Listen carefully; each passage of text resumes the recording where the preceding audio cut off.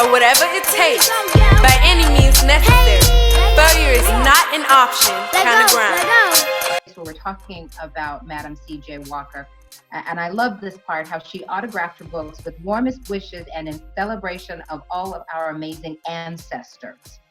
Talk to me about how your great-great-grandmother's spirit has moved you throughout the course of your career. I mean, every story that you've told me so far, I'm like, yeah, that sounds like, you know, and just from what we've learned about her in history, right? And even what bits that we saw of her through Octavia, I was like, yeah, I could see that she got that from her grandmama. You know, tell me about how your great-grandmother's spirit has moved in you throughout your career. Well, you have to know that the last thing I thought I would be doing at this stage in my life is focused on Madam Walker. I resisted this for so long.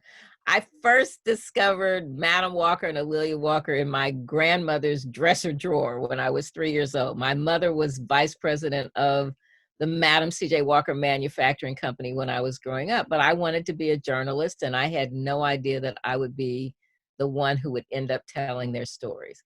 But when I met with Phil Garland at Columbia and in journalism, and she insisted that I write this story, that is really what set me on this path. And I was not that interested in Madam Walker. I was more interested in A'Lelia Walker because she lived during the Harlem Renaissance and she knew the writers and artists and musicians that I cared about. And Madam Walker for me was more complicated.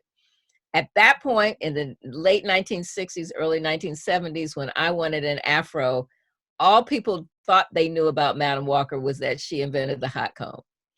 She did not invent the hot comb, but that was kind of who Madam Walker was for other people. And I wanted nothing to do with that. Uh-huh.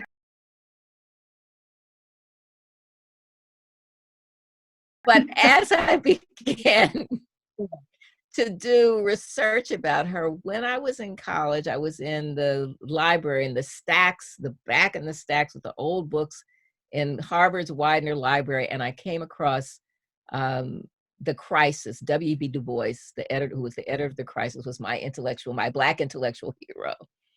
And in it, I found his obituary of Madam Walker in the August 1919 issue of The Crisis.